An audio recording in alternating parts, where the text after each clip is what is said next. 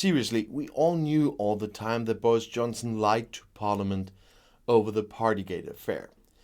But the Sue Gray report that came out today, well, today when I'm filming and yesterday when you are watching, is a paper of shame for this government and also the British Prime Minister.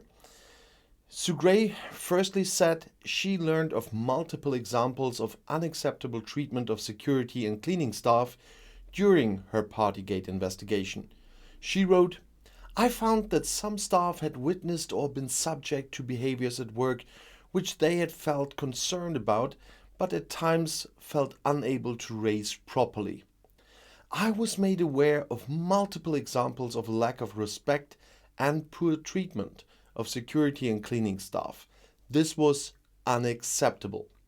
And on November 13th in 2020, the day Dominic Cummings and Lee Cain quit from Number 10, it was claimed Carrie Johnson, the PM's wife, hosted a party for her special advisor friends in the Downing Street flat. Carrie Johnson was very pleased to see Cummings and Cain go, and there were reports that ABBA music was playing so loudly it could be heard some distance away. Boris Johnson attended at some point, and there was surprise that neither he nor his wife were fined by the police over the event.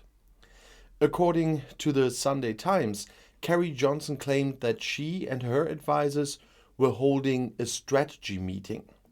The PM reportedly said he was interviewing an advisor about a possible job. It's ridiculous. The report reveals that Sue Gray never properly investigated this. It says, following the announcement of the departure of Dominic Cummings and Lee Cain, a meeting was held in the Number 10 flat from some time after 1800 to discuss the handling of their departure. 5 special advisors attended. The Prime Minister joined them at about 2000. Food and alcohol were available. The discussion carried on later into the evening with attendees leaving at various points. The information collected on this gathering is limited as the process of obtaining evidence had only just been commenced when the Metropolitan Police announced their own investigations, which included events on November 13th in 2020. At this point, I stopped my investigation given the need to avoid any prejudice to the police investigation.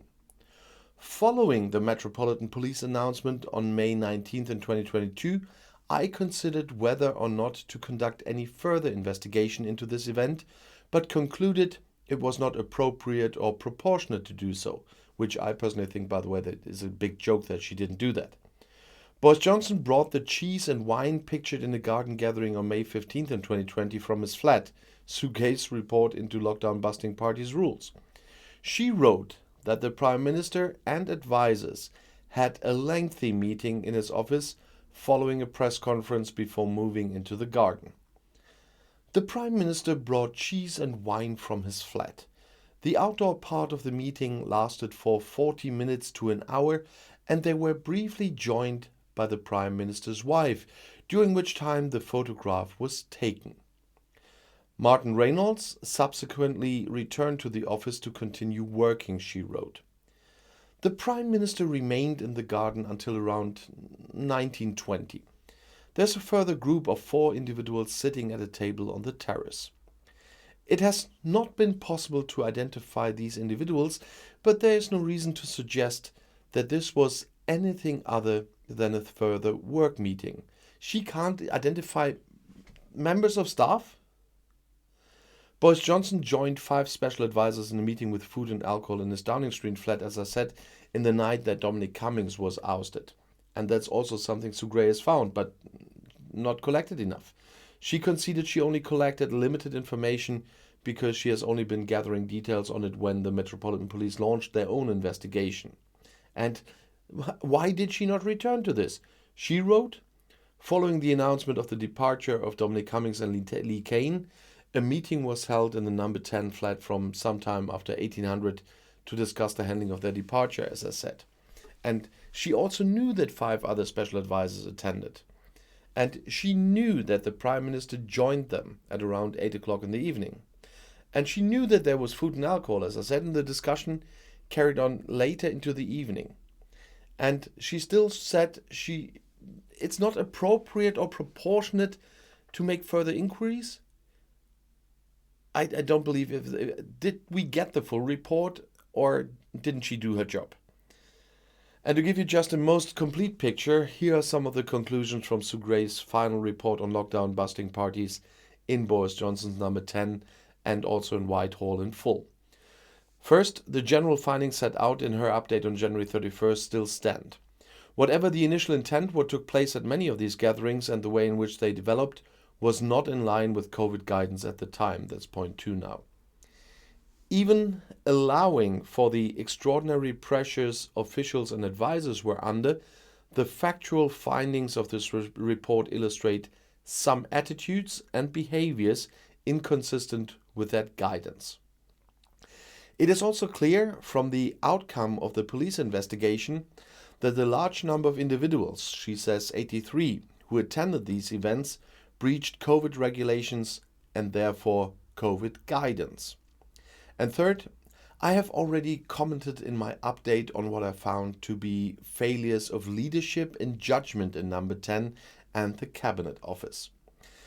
The events that I investigated were attended by leaders in government. Many of these events should not have been allowed to happen. It is also the case that some of the more junior civil servants believed that their involvement in some of these events was permitted given the attendance of senior leaders. The senior leadership at the center, both political and official, must bear responsibility for this culture. And fourth, in my update I made a number of general limited findings. I am pleased progress is being made in addressing these issues I raised. I commented on fragmentary and complicated leadership structures in number 10. Since my update, there have been changes to the organization and management of Downing Street and the Cabinet Office, with the aim of creating clearer lines of leadership and accountability, and now these need the chance and time to bed in. Yeah, and Johnson is using them as an excuse for everything. And 5, I found that some staff had witnessed or being subject to behaviors at work which they had felt concerned about at times and felt unable to raise properly. I was made aware of multiple examples of a lack of respect and poor treatment of security and cleaning staff. This was unacceptable. I am reassured to see that steps have since been taken to introduce more easily accessible means by which to raise concerns electronically, in person, or online, including directly with the Permanent Secretary in number 10. I hope that this will truly embed a culture that welcomes and creates opportunities for challenge and speaking up at all levels, although you see how rotten the whole place has gotten under Johnson, I say. And 6 is, I also made a recommendation that steps should be taken to ensure that every government department has a clear and robust policy in place covering the consumption of alcohol in the workplace. Since then, guidance has been issued to all government departments. And 7, the matter of what disciplinary action should now take place is outside of the scope of this report and is for others to consider. Nothing set out in this report can be taken as constituting a disciplinary investigation or findings of fact appropriate for such a purpose. However, I do offer a reflection. While there is no excuse for some of the behavior set out here, it is important to acknowledge that those in the most junior positions attended gatherings at which their seniors were present or indeed organized. I have no doubt that they will have taken the learning from this experience, and while this is not a matter for me, I hope this will be taken into account in considering any disciplinary action. And 8, many will be dismayed that behavior of this kind took place on this scale at the heart of government. The public have a right to expect the very highest standards of behavior in such places, and clearly what happened fell well short of this. It is my firm belief, however, that these events did not reflect the prevailing culture in government and the civil services at the time. Well, I have to deeply disagree with her there. Many thousands of people up and down the country worked tirelessly to deliver in unprecedented times. I remain immensely proud to be a civil servant and of the work of this service and the wider public sector during the pandemic. Well, that is what Sue Gray wrote, and I'm not sure that no one intervened there. But now let's have a word on Johnson's excuses in Parliament after the PMQs. And honestly, I could have puked the whole time when I was watching this. In his statement after the PMQs, Boris Johnson simply was changing the story about his lies to Parliament. And as expected, he was admitting only what was proven and could not be twisted, as he did with many other parts. To get out of this, he even declared goodbye parties to work meetings. And that was also part of Sue Gray's report, and nobody knows what made her come to that conclusion. No one with a sound mind can come to that conclusion. I'm sorry, Miss Gray. Was it a meeting with the Prime Minister days before the report was published? Well, we will never know. All the time, he made up excuses for his people when he didn't throw them under the bus. As if not everybody in this pandemic was under enormous stress anyway. And suitingly, he always forgets how many people died during the Downing Street parties and how many families could not even say goodbye to their loved ones. Still, Johnson all the time said he would take full responsibility for what happened. Yeah, but he still does not resign. And from my point of view, this contradiction means that he lied to Parliament dozens of times again today. If he's taking full responsibility, he has to go. There was one quite hilarious thing Johnson said during the discussion. Keir Starmer should have resigned when the investigation against him started and not wait if there's a fine and then resign. For Johnson, I also can in this case just use the word Keir Starmer used during the PMQs earlier for another case. Just delusional. This whole affair and Johnson's dealing with it is slowly leaving me out of words. But the best quote came from Labour leader Keir Starmer today. A lawmaker cannot be a lawbreaker. Of course, every decent person will say this crime minister has to go. But unfortunately, that is kind of a two-bladed sword as well.